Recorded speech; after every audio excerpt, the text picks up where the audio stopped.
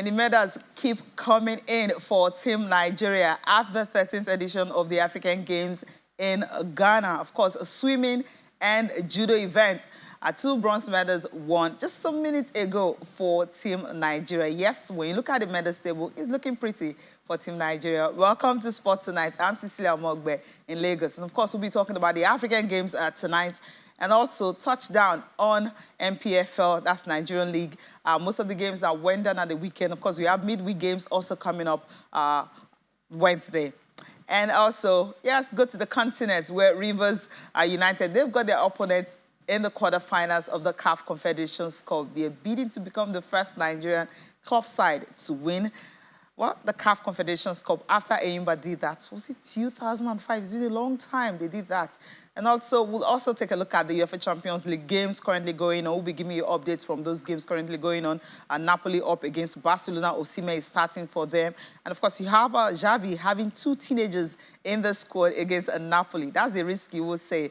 And also, you look at the other game. Arsenal also in action tonight against FC Porto in the UEFA Champions League. Yes, Austin will be joining me much later on. Okay, Austin is ready to jump in on the show. Austin? Sporting greetings to you, Cecilia, and everyone joining us on the show tonight. Big night in the UEFA Champions League. I heard you talk about that important game between Arsenal and FC Porto, and there's also Barcelona and Napoli. So we'll be monitoring it to see where that one will go. But Mikel Arteta says no pressure on him and his players. They can get the job done. We'll get to see after 90 minutes, Cecilia. Yeah, we'll say about that, especially with the way they're scoring goals in the English Premier League. They are still unbeaten this season, this year, 2024, in the Premier League, but not so much in other competitions this season. We're not alone on the show. Kweyemi is right here with us in the studio. It's great to have you. Well, thank you. It's good to be back. Yeah. Yeah, it's good to be back. The African game is going strong. Yeah. Team Nigeria is, getting up on the medals table. I think we're second on the table now. We have like 22 good medals now. But the big one for the weekend for me had to be the Southwest Derby. Lagos! Sporting Lagos. It's a spectacle. And then it's... Were you at the stadium on that day? Unfortunately, I couldn't. Okay. I had a really stressful Saturday, so I couldn't make it to the stadium. But I followed live, and, and you can't just take anything away. The goal, the overhead kick, probably one of the goals of the season so far. Yeah, pretty looking good, right? We'll be showing you the visuals from that. That's the goals that you need to see. I mean, you'll be thinking, when Remo Stars came to Lagos, the least you could expect, maybe 2-1 or a draw. But somehow it was Sporting Lagos 4. In case you miss it, Remo Stars won. You could have thought about that. All right. Well, let's start with African Games. We're going to show you the medals table, what it's like now, then break it down. Those teams have actually, the players, the athletes that have won medals at the African Games. You can take a look at the medalists right away. Now, Team Nigeria gold medal event. We're focusing on gold because that's crucial for Team Nigeria. Now, let's start off with badminton. What happened in singles event on Sunday? It was a battle of 2 Nigerians. And of course, Okpeyori had to return the gold. He won it. Remember in Morocco, where he won 3 medals, 2 gold medals, 1 mixed double, and the other was singles. And of course, he also got a bronze medal in the doubles event. But this time I was able to retain the gold he won in 2019 in Morocco. And that's Okpeyori right there, winning the gold medal match for Nigeria. That's how Sunday started. And of course, when the wrestlers actually got on their mat, that was where it started rolling in. Mercy Genesis, a gold in 50 kg, the women's wrestling event. Christiana Ogusoya, gold in 53 kg in the women's wrestling event. Oduayo Adekuri, of course, trust her, gold in 57 kg, also in the women's event. Esther Kolawole followed up with in 62 kg. And Bless Noborodudu, of course, 68 kg, she also won the gold medal. And then Hannah Amuchechi also concluded that wrestling event. And that's why having 6 of the ladies who competed that night actually won all the gold medals that was on offer on the night. Now, let's take a look at lifters, what happened when they got, before, yes, the weightlifting, Edith Young Murphy, I mean, she claimed everything on offer from the, he claimed everything on offer, from the men's 67 kg to the snatch, and of course, clean and jerk. He did everything. And Ruth Ayodele, of course, she cleaned everything in the women's gold, 64 kg weightlifting snatch in clean and jerk, and of course the 64 kg in that order. That's what happened on Monday for the lifters when they entered. So we'll continue with that. Joy Eze in the 71 kg from the clean and jerk and everything. She cleaned everything. Rafia Tilawa also following suit in the 59 kg, getting all the gold medals on offer.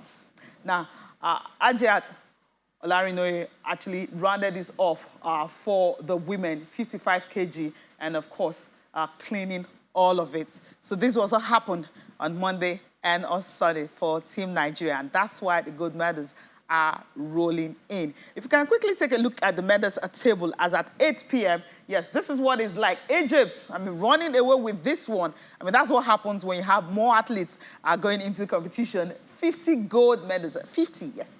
And the silver, 20, bronze medal, 20 also. And a total of 90 medals, that's what Egypt got. Nigeria second, 22 gold medals, silver at 10, and of course 16, 48 in all. And Nigeria, 18, 23, 24, and 65. So this is the top three, and of course Egypt running away with this one because of the numbers of athletes that they have here. So for Nigeria, the medals were rolling in from wrestling and weightlifting. It gives you, let me start off with you here in the studio. Before I go to Austin in London. We're just looking at this now. Weightlifting, wrestling, when that actually happened, and then that's when we started celebrating the medals. Not the bronze, yes, we started with the bronze medals, the silver from the table tennis teams, and of course, earlier, the badminton, you also have silver, and of course, bronze. But the gold medals that started rolling in on Sunday when the wrestlers set on the mat. Yes, the men also won medals, but it wasn't gold. Okay, so it's last if they didn't win anything, they won medals, but it was silver, it wasn't gold medal. But for the ladies, when they set on their mat, the way it all started for the wrestlers. You would always know that when it comes to the wrestling and the weightlifting, it's always been a very profitable sport for us at the African Games. Profitable. Yeah, very profitable. And even if you look at the Paralympics, weightlifting had always been something that always fetched us a lot of medals. Yes. And so I wasn't surprised. And if you look at the quality of what we put forward, I've always felt like in games like this, you go into your strength. You know that, okay, these sports are our strength. You pump in as many athletes as you can pump in. That's exactly what is helping Egypt going on in these African Games right now. So we understand that the likes of Odunayo, Blessing, Ochechi, all of them were going to give us those medals when it comes to the wrestling. And for the weightlifting, I was not expecting less. I knew that from the clean and jerk, from the straight lifts, it was going to be super sweet for Nigeria, and we just kept getting it up there. For me, I think the most surprising part of this African Games had to be South Africa. You look at their performances at major meets outside of the country, outside of the continent. You see how they get to sweeping up these medals. And then they come to the African Games, and it was almost like they're not coming to the party. But for Nigeria, it's good that we are taking as much as we can. They also have their strength, usually swimming. Of course, when it comes to the water sports, see, they will pack as much as they can pack. Look at Algeria. They have 18 gold. As at yesterday evening, they had just 11. Now they've booked up to 18. So every country would have their strengths. They have their, the point where they know, okay, we can pack as much medals as we can pack. And that's exactly what Team Nigeria is doing at the moment. Austin, we've seen what weightlifting and wrestling is doing, just showing up the medals table for Nigeria. When we're talking about it, we're sixth at a point when we started talking about the African Games. And now, just look at it. I know you're excited about this. More athletes, more medals. Because, sometimes when I look at these other sports that don't get the sort of mentions that they deserve in the media, and I look at my journalism career, I get so proud of myself, because I can get up and say I'm part of those people who gave wrestling the voice it never had in Nigeria. And today I'm looking at those players, at those wrestlers who were so young when I was promoting them, now doing big things. Odunayo, Adekru, Messi, Genesis, Hannah Ruben, and they are still going strong, Blessing Oboru Juju, what can I say? Today is the best day. I sent her a message and I said, I'm super duper proud of you, because I think she has won 13 consecutive continental gold medals. She's just unstoppable since 2010 till date. She made her debut in 2009, won a bronze medal. From 2010 till she won gold 2 days ago, she hasn't missed out of a gold medal. Simply phenomenal, fantastic. She went to the Tokyo Olympics, won a silver medal, fought with injury, but was still strong enough to go all the way. We should be celebrating these sorts of athletes, you know. So congratulations to not just the wrestlers, but to the Nigerian Wrestling Federation led by Daniel Igali. Another clear testament that when you put the right people in the right positions and they have the knowledge, the technical expertise to deliver, you get this sort of results. 6 wrestlers got onto the mat. 6 wrestlers came out with gold medal. Let's go to weightlifting. When we were going to the Commonwealth Games, everyone was asking, what should we look for? Track and field, this and that. I said, no, look at weightlifting. Back in the day, we used to dominate with weightlifting. I said, I would like to see us come back. I had a chat with the president of the federation. We had a conversation with him on Sports Tonight. I met him at the Commonwealth Games. I said, go back to proper conditioning of our weightlifter. I saw Edith Young for the first time lift in Nigeria before I left. Yeah. And I said, this guy will do big things. Same to Adijat. Edith Young went to the Commonwealth Games, got bronze. Adijat went to the Commonwealth Games, she got gold. Look at the consistency they are keeping ahead of the Paris Olympics. So it looks good. Weightlifting, 15 gold medals. 15 gold medals. Ministry of Sports Development, I hope you guys are seeing. Yes, we love our football, but look at what one sport can do for the country if we give it attention. Wrestling can go to the Olympics and win you 10 gold medals if you prepare properly. Weightlifting can give you 20 gold medals if you prepare properly. I'm not saying don't give attention to your football, but these are other sports that can really get us talking. So congratulations to Team Nigeria. I see 48 medals overall, 22 gold medals sounds good. Yeah. It's more like it. The last time I was here, Cecilia, we were praising Egypt. Nigeria had 0 gold medal. You try to make me talk about it. I left Egypt at just table tennis. So today I can make some noise for Team Nigeria. You'll be happy. And to know that weightlifting is going to end on the 15th. And today is 12, right? So there are more. I remember in Morocco in 2019, Nigeria won 50 medals in weightlifting alone. 16 gold, 16 silver, and 18 bronze medals. That was 50 in all. That was what they won. Now there are 15 gold medals. Of course, in all, 20 medals so far. So there's a possibility that there's a team that we have may just, get that numbers or even surpass that. Well, we'll keep our fingers crossed. And as I said about South Africa, you're asking where they are. I mean, if you look at South Africa, just the swimming event that was done this evening when Nigeria won its very first medal in swimming. You have just 4 athletes, 4 swimmers going there. So the quartet of Collins Ebiha, Clinton Opute, Abdujab Adama, and Toby Sijoade, they won a bronze medal in the 4x100 meters freestyle relay with a time of 3 minutes, 26.01 seconds. South Africa won gold in that, a time of 3 minutes, 23.86 seconds. Egypt, of course, got silver. Always there. Egypt always in every sport. And in that judo event, where we also won a bronze medal earlier this evening, Frank Audu won a bronze medal fight, beating Sarah Sylvia of Mauritius, wanting to win the 3rd place match. So that's her 3rd bronze medal in the African Games. Maputo 2011, she won a bronze medal. Brazzaville 2015, and of course now Accra 2024. I was supposed to have been in 2023. Okay, we can use all the time to talk about this, ladies, what they're doing. But quickly on the 4 cornets and the Flying Eagles. Let's start with the 4 cornets and what they did yesterday. Well, we're looking for her to actually watch the girls play. We couldn't, it wasn't streamed live. But the Flying Eagles were streamed live, and we're looking for the goals on the 80th minute. I think penalty or something. But we'll start up with the 4 cornets, of course. Now they are already through to the semi-finals. Yeah, emphatic victory for them. They didn't come to play at all. We saw the Flying Eagles, they struggled in their first game, lost to Guinea, and then they knew that they had to come back and, get their tournament started, and then it wasn't the best of result for them, but the most important thing that they got the 3 points to get their place on board. But for the Falconets, you can always look at the balance and think it's just a matter of see if they will get to the finals. And then you saw the ease at which they got the job done yesterday. 1, 2, 3, 4. Yeah. It was a mismatch. You want to say against Senegal? Senegal is not a victim in Africa. Yeah, I feel they should have done more. They probably should have won that game as much as 7 to 8-0 if they are taking their chances early enough. So we'll probably just pushing through, and then let's see how far we'll go with the semi-finals. All right, Austin, the Flying Eagles are still dancing there. They were able to win that match against South Sudan after losing the opening game. But against South Sudan, it was 1-0. So the Flying Eagles getting the job done when it's needed.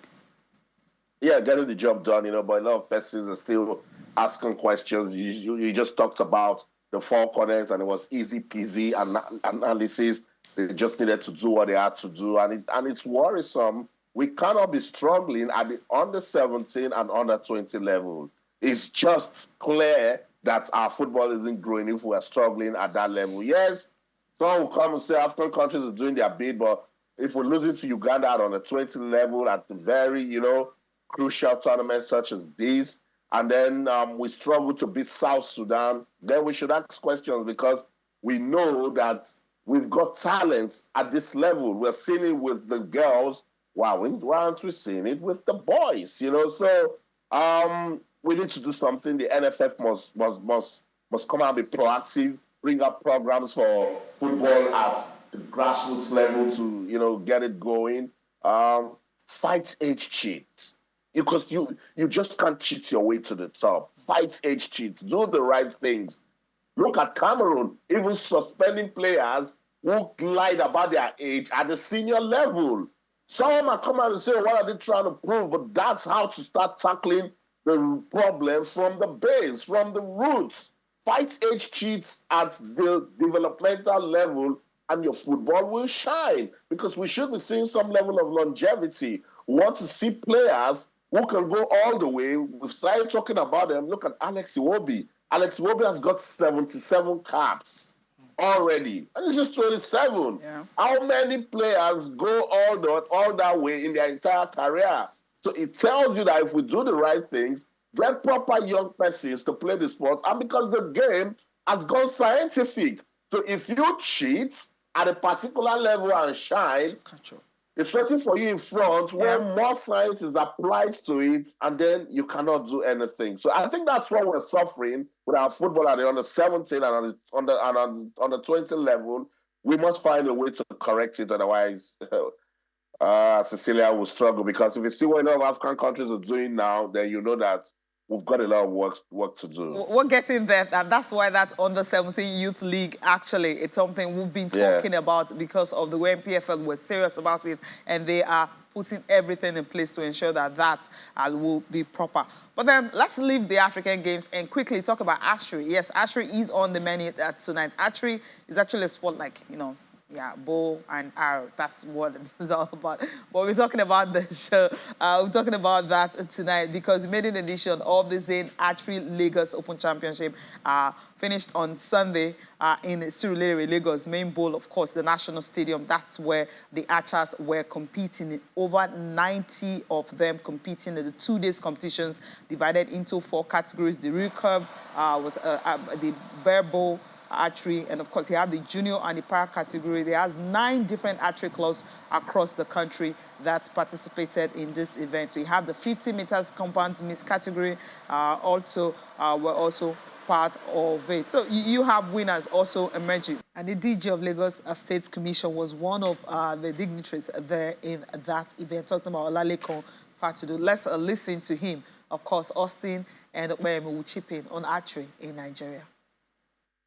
Archery, to so many people, it's seemingly new, but to us in Lagos, the young man leading the charge at the national level, who is the one hosting this one in particular, Emmanuel Oyeleke, is actually, from Lagos, from the perspective of the fact that he had his training, in Lagos, and he has been building community of archers in Lagos State, and he has been participating in several international events, winning medals for Nigeria. as somebody who is committed to developing the sport and also inspiring a lot of people to be part of it as well. So that is the kind of opportunity that, is available by this kind of partnership. And it should be noted that Lagos is actually the first in Nigeria to be associated with, as a government, to be associated with this opportunity in sports, particularly in archery. So it's one of those things we want to say to the world that, beyond, other sporting engagement like football and boxing and swimming and all of that, there's so much opportunity in other sporting engagement. And this is a manifestation of it. We are attracting over hundreds archers who many people do not know that they're actually in Nigeria, in Lagos State right now. And they said a lot of experts, even from the International Archery Federation, a lot of people are saying that this is actually marvelous and it's something that should be replicated by, other states so that they can learn from what we are doing in Lagos State. And many of these people, I can tell you that with what we are doing right now, we're going to be giving a lot to the nation in terms of representation, in terms of talent, in terms of expertise that be representing the country at the national, at the federal, at the international competition that are associated with archery.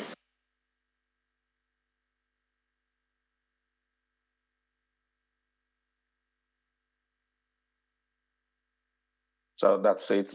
Actually, doing so well right there in Lagos. We had the tournament organizer in our studio, I think 3 weeks ago, and he was talking about the potentials of archery in Nigeria. So let's listen to Emmanuel Oyeleke talk about that archery championship, and then when we come back, we jump into the conversation.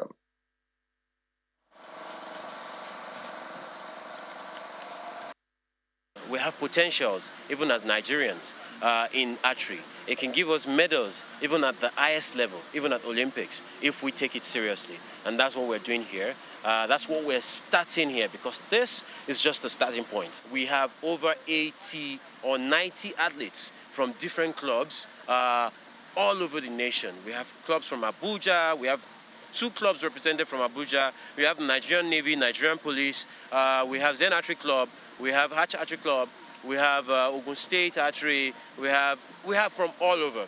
And this is a spectacle. It's something that is really beautiful to behold. And we hope with your support and with the support of all Nigerians that we can carry this on and do even better.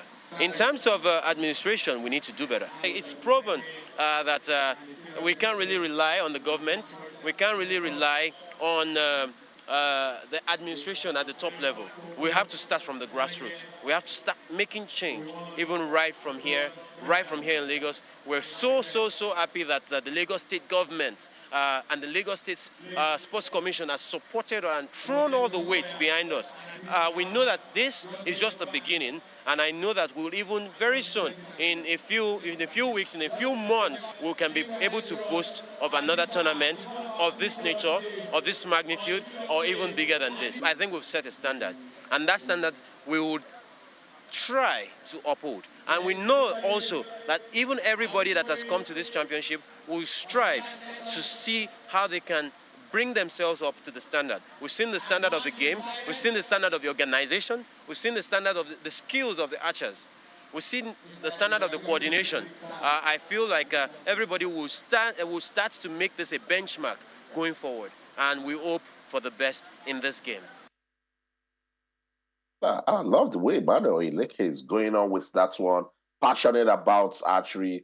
He's a founder of Zen Archery Club. Good to see people coming out, to compete in archery. And that's what we just talked about when I was, trying to let people know that Nigeria is too blessed with people and talent to just concentrate on football. Our player is so good. We just talked about wrestling and weightlifting, giving us that push we needed at the African Games. And now this is archery. We can also see what we can do with the sport. It's a sport that's got a lot of potentials in it. There's no point denying that fact. I've followed Emmanuel Oyeleke for a while. I've seen what he does with Zen Archery, and for me, I think he only tells us that yes, we know what our strength can be. Football, it's brought us tremendous success. We also look at other sports like, athletics. We've enjoyed tremendous success also, majorly track and field. But these are sports that a lot of people don't even know about. I'm sure there are a lot of people watching the show tonight will probably ever imagine that, oh, there's a sport called archery, there's something like this within the space here.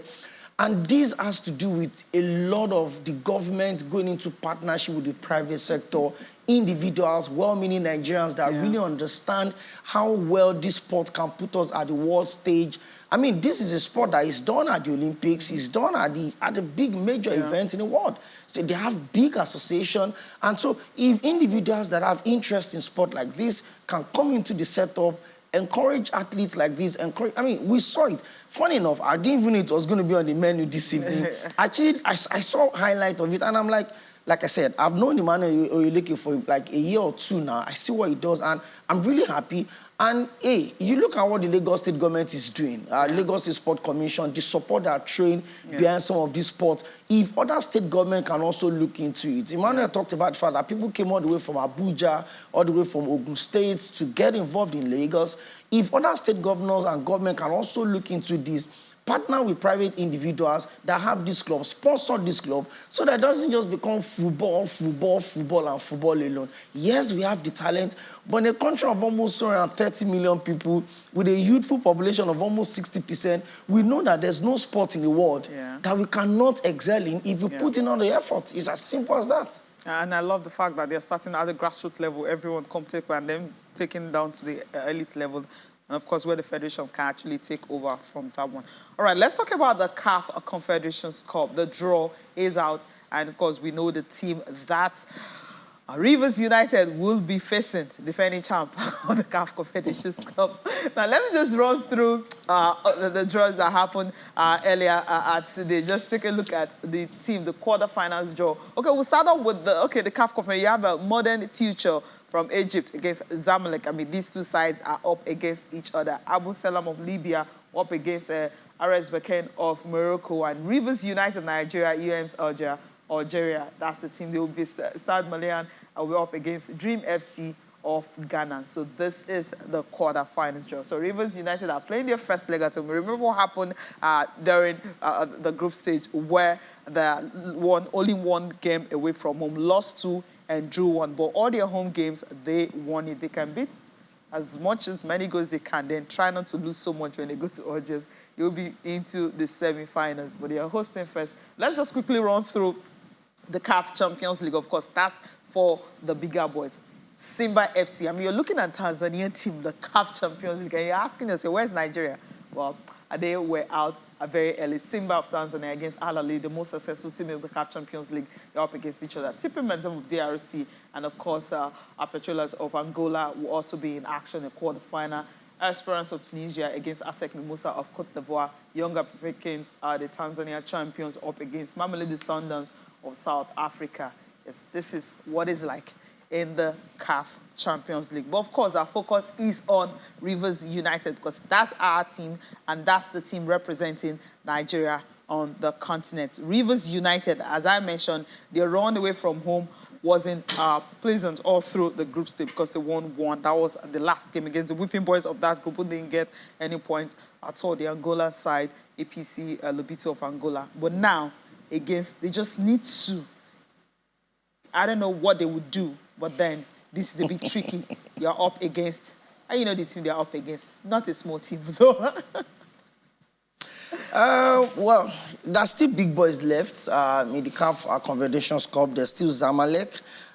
There's also RS Berkane. There's the Stade Malien, and these are teams that are really strong. These are teams that can hold their own anytime. And I'm always very... Well, if you take out title holders and get into semi-finals, yeah? If you take out the title holders, which is USM Alger, it puts you on the spot.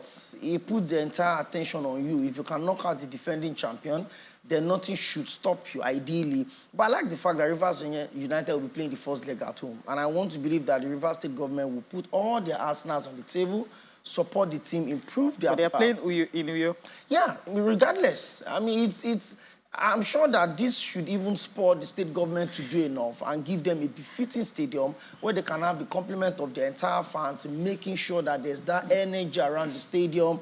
And we're talking about the Southwestern Derby this weekend. For the people that went, to the stadium in Lagos here, despite the fact that it was the same time that Manchester City and Liverpool were playing the Premier League game, there were almost 70% capacity at the Mobolaji Arena on the island. So if state government can focus on that, give them befitting facilities so that you will not starve them of the support that their home fans will give them. It spurs them on.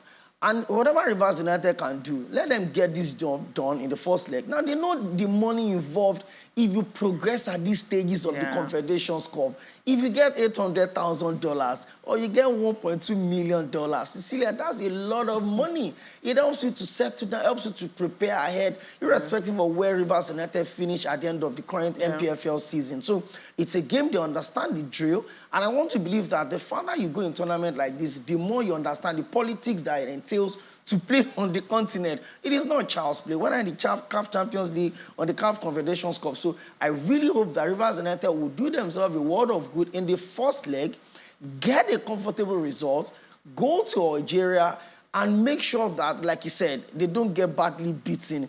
But if you can win comfortably at home, if you don't consider an own goal, maybe 3-0, 2-0, you can go out there and whatever you get, you tighten it up. 2-0 is tiny. Also, the first leg is the 31st of this month. Rivers United hosting the holders of the competition. Yeah, if there's any lessons learned for Rivers United from the group stage, it is don't put pressure on yourself. Don't put pressure on yourself. Take your destiny into your hands. Now, they needed to win against APC Lobito in a very tight situation, and they won. They needed to beat Dreams FC to keep hopes alive, and they did. They would have even put themselves in a more comfortable position if they are taking a winning mentality to Club Africain and didn't lose the game the way they did. I was going through the entire result of USM Algiers and Rivers United. I'm taking off my Nigerian hat because somebody will come on and say, oh, because he's Nigerian. USM Algiers hasn't been fantastic this season. Let's be sincere. Excuse me. Yes, they are defending champions, but they haven't played the sort of football that we saw them play last year. So Rivers United can actually do something. If they are coordinated, if they take their chances, if they get the right preparations, get into the right, competition mentality, because now I don't even know if they're good at home or away. Because if they are so good at home, we say, okay, win the first game at home properly. And Uyo is not their ground. Uyo is a borrowed ground. Will you get the fans to come out to support the way they should? Will you be able to play and master the ground the way it would have been if you were playing in Port Harcourt? I struggle. And I say it all the time because I know what Rivers State government wants to do for football. I know the amount of money they've tried to put in football. It's just difficult to comprehend that Rivers United, as big as they are on the continent, they do not have where they can play their own football. So that needs to be fixed because it solves 50% of the problem. When you know you're playing at home, when you know your fans will come out to support you, the players will still need to travel to Uyo. So, Port Harcourt to Uyo is not far. But there's a huge difference if they know they will just calm down and play on the ground that they know. So we've seen the players. Sometimes they can be wasteful. Sometimes they make silly errors. All of that you need to eradicate in the quarterfinals because now you don't have a chance. And look, you're going against the defending champions. You need to be the best to beat the best. So if they can't prove a point against USM Algiers, it's going to be very difficult.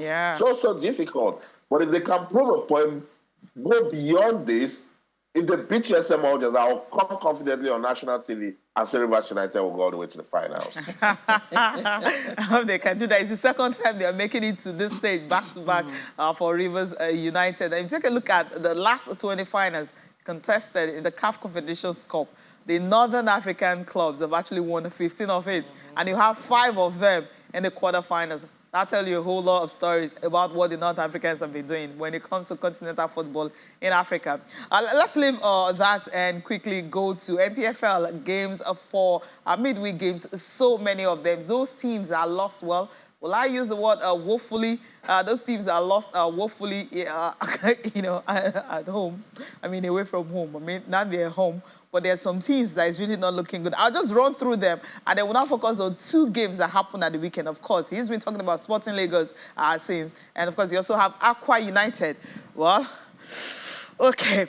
Plateau United and Gombe United will be in action midweek games, match day 25. Doma United against Shooting Stars, who brushed off Aqua United 3-0. Aqua United will be hosting Benin Insurance, who defeated Gombe United on Friday at the Samuel Ogbemudia Stadium. Heartland are hosting Abia Warriors. Now, this is the one to watch out for. Kano Pillars will be up against Enugu Rangers. Let's flip over to all the games for the midweek, because you have Lobby Stars and Rivers United in action. So they have a time to play their football now. And Sporting Lagos will travel to Niger Tornadoes for that. And Remo Stars, yes, this one, are hosting Enyimba. Will they be able to bounce back from that 4-0 humiliation they suffered in Lagos against a team that is playing their first top-flight football in the MPFL? Of course, Sunshine Stars will be up against Katsina United. Now, yes, you'll be eager to talk about this one. I mean, the joy in your face when you mention Sporting Lagos, I'm like, are you one of the shareholders, you know, in Sporting Lagos? Yes, it was the most unexpected result when it comes to Nigerian League. I didn't expect this result. I didn't see this happening, but then it happened. I mean, how it all started. Junior Lokosa, you know, I love the fact that when he scored that penalty, he didn't celebrate because he was playing against the team he played for just last season. Now, take a look at how it all went down for the host team, Sporting Lagos. It's a derby, like we expect, and you probably would think that Remo Stars would come in and put up more performance. I mean, I couldn't call the game as a build-up to it. I was thinking it's a derby and it could go either way. Especially when you look at the form of Remo Stars as against, Sporting Lagos that have struggled the first half of the season. You need to give a lot of credit to the coach of the side. Paul has done some good job, especially with the acquisition in January. A couple of the players they brought into the side had really improved the fortune of the team. They've got a couple of decent results for a team that were like 14th on the log. I think they'll move to the other half of the 12th now. But for Remo Stars, a friend of mine still feels Remo Stars was going to win the league. And I keep telling him, when you have Enyimba and Kano Pillars get into their stride, and the surprise team so far this season have been Plateau United. I mean, you look at the gap between Plateau United, Lobby Stars, and Enyimba, 1, 2, 3, and then you think that, hey, this league this season could go either ways. But a lot of credit needs to go to Sporting Lagos this weekend. The fans, most especially, the packaging. See, we'll tell you, when private or individuals come into the management of sports, it's a whole lot of different. No disrespect to so many other teams, but look at Remo Stars and look at Sporting Lagos this season. The fact that both clubs are owned by individuals is simply putting your money where your mouth is. Look at the build-up to the derby, all of the dramas that follow, the social media attention.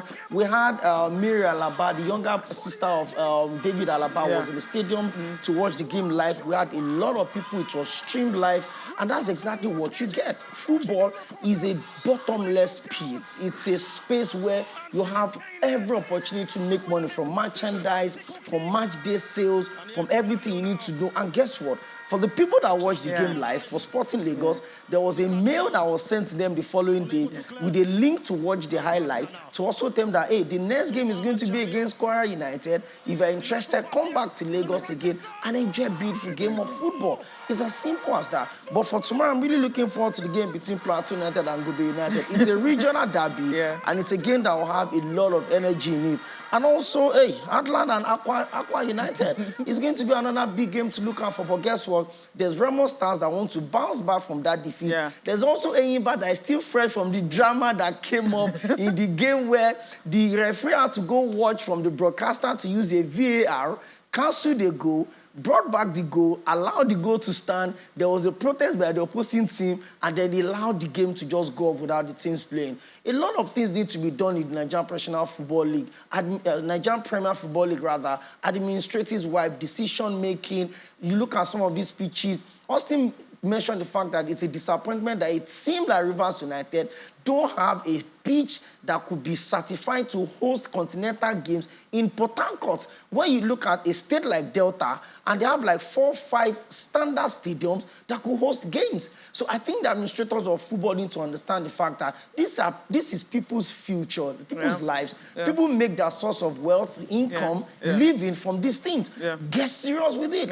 Put your money where your mouth is, and let us enjoy a good game of football. That's what we're expecting to enjoy. Austin, just a quick one on Sporting Lagos and the game that gets your attention this weekend. Or do you want to talk about Shooting Stars and Aqua United? 3-0. Of course, you know, I'm not going to talk about Shooting Stars and Aqua United. And that's why I was surprised when Kiyode was mentioning Aqua United Heartland as one of the games to see. No, those two teams are struggling, so I don't want to talk about them. But by the way, Arsenal has just taken the lead. In the CAF Champions League is now Arsenal 1, Porto 0.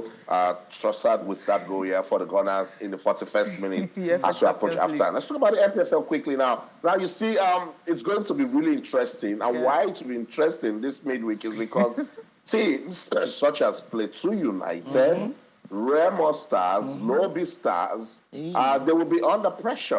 Why? Because Remo Stars got that humiliating defeat. They must bounce back to keep relevance on the league table. Lobby Stars, by the way, is a bit decent because they went away and they played 1-1. So now, in that game against Rivers United, they will be a bit, not comfortable, but they are not under pressure because of the chase that we're having on the table.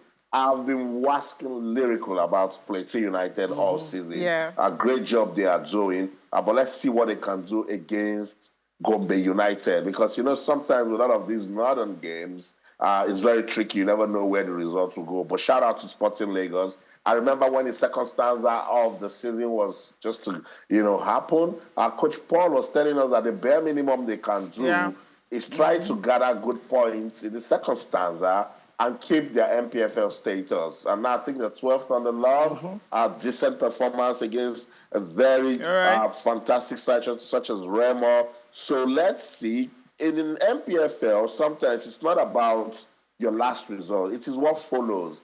And midweek is when I expect to see those shocking away wins, right, Cecilia? So can Sporting Lagos give us that against Niger Tornadoes? I don't know. But let's see how Remo Stars will bounce back. And what it tests. What it tests to see if you actually have the resolve, the tenacity, if you're resilient enough to go all the way. Now they have Enyimba to contend with. And Enyimba, as I said, wasn't bad in their last game. I think they went away and they won at home. So now there's big pressure on Remo Stars. I love it so much. The MPFL, so competitive. If you take a look at the league table, Lobby Stars 43, the next team 42, 42, 42, 41, 39. So it tells you that if you blink, you lose 2 games or draw 2 games and you're at the top, you'll find yourself at 5th or 6th, Cecilia. That's what is happening to Remo Stars right now. That 4-1 bashing actually put them in 5th place in the Lagos. More like putting them where they are. That's kind of harsh. Well, before we leave the show quickly, the Super Falcons of Nigeria, of course, will be in action against South Africa, African champions. It's hard that #1 team in Africa and the champions of Africa will be in action April 5th. That's the date CAF is earmarked for them. Falcons will be playing the first leg in Abuja, April 5th, and the return leg will be in South Africa on the 9th. So expectedly, April 5th, Falcons will be in action.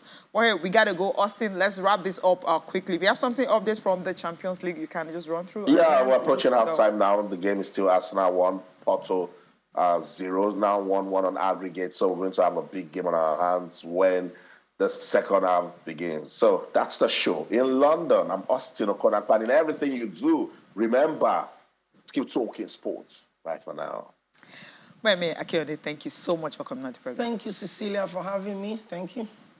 Thank you so much for watching. I'm Cecilia Mogbe. Have a good night rest.